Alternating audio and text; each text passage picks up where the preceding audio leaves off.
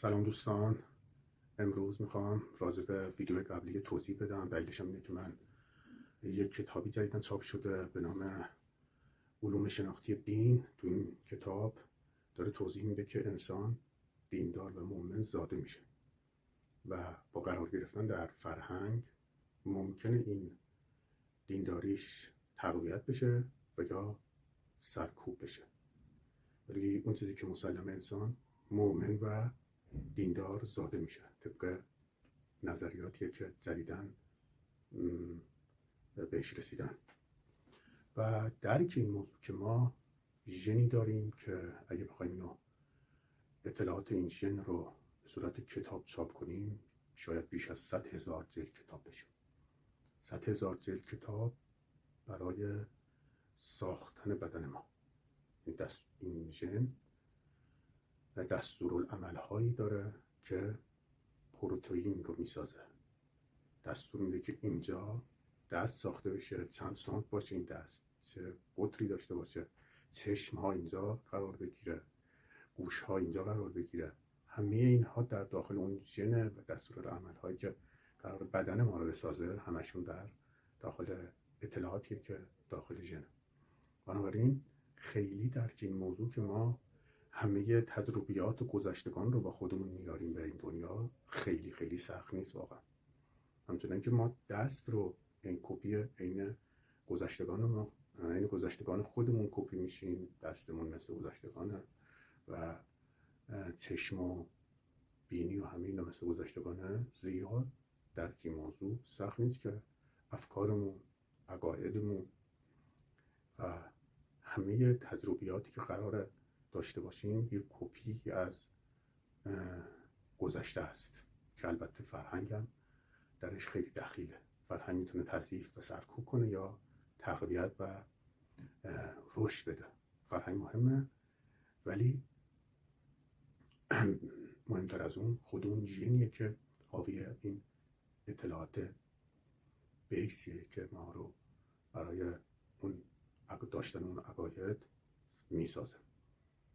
چون وقتی کشف شد که 2005 دیگه کامل شد که ما 25,000 ژن داریم که نصفش مال مغز، نصفش مال کل بدن. یعنی مغز با اینکه یک قسمت خیلی کوچیک از کل بدن ما رو در بر میگیره، ولی نورونهاش بسیار بیشتر از کل بدنه و ژن‌هایی هم که مغز رو میسازه نصف کل ژن‌های ماست. یعنی 12,000 تا ژن مربوط به فقط مغزه که نورون‌ها رو میسازه. بنابراین اون چیزی که اون سلول هایی که مربوط میشه به بدن و بدن رو میسازه، یه سری ژن ها هم نورون های مغز رو میسازه.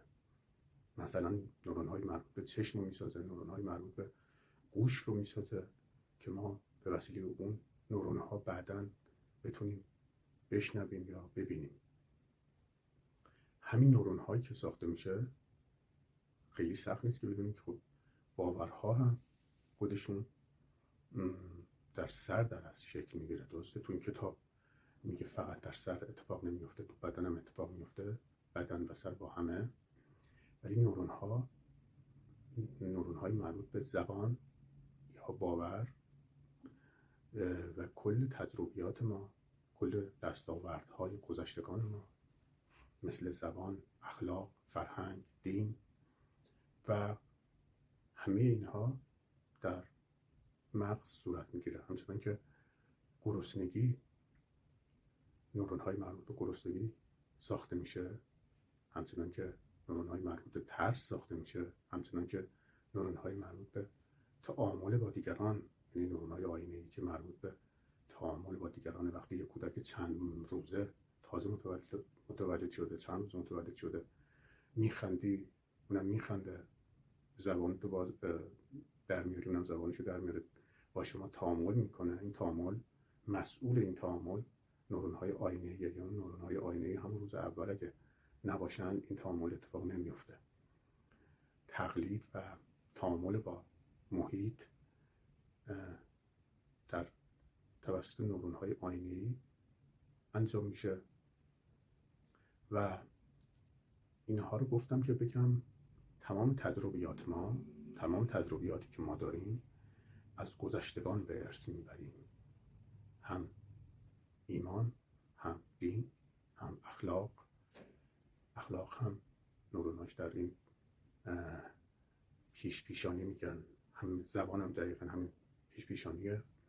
همه اینها در سر رشد میکنه و ما بعداً به وسیله محیط تقویت میشیم و اون اخلاق یا زبان یا دین تقویت میشه و ما میتونیم بیشتر دیندار بشیم، بیشتر مؤمن بشیم، یا برعکس تقویت نشه، سرکوب بشه و ما کمتر مذهبی باشیم، کمتر دیندار باشیم، یا به وسیله تجربیاتی که کسب میکنیم ممکن این اتفاقات بیفته. بنابراین تصمیمات و دستاوردهایی که از چند صد هزار سال تا چند میلیون سال قبل به دست اومده و انسان‌های گذشته بهش رسیدن، حالا به هر دلیلی بهش رسیدن، اخلاق یا به خصوص اخلاق که بدون اخلاق اصلا زندگی اجتماعی شکل نمیتونست بگیره. اخلاق رو ساختن که بتونن در کنار هم زندگی کنن، یعنی بدون اخلاق نمیتونستن کنار هم زندگی کنن.